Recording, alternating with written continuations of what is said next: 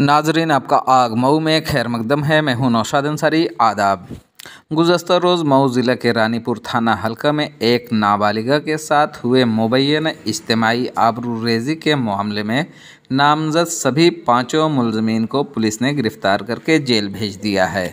मज़कूरा इत्तला SP Mau Avinash Pandey ने press के ज़रिए मीडिया को दी है।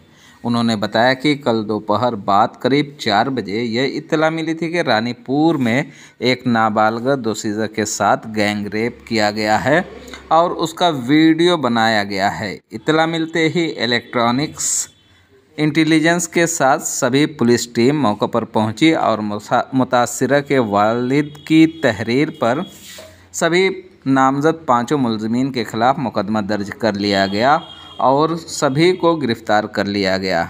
जब उनसे दरियाफ़्त किया गया कि वीडियो देखकर तो ऐसा नहीं लग रहा है कि मुतासिरा के साथ कोई ज़ोर ज़बरदस्ती की गई है, तो उन्होंने कहा कि वाज़ेह तौर से मुतासिरा नाबालिग है और सुप्रीम कोर्ट की गाइडलाइन के मुताबिक उसके हिसाब से जो भी सख्त से सख्त कार्रवाई है वो की जा रही है, इसलिए पुलिस का जो कानूनी काम है वो कर रही है।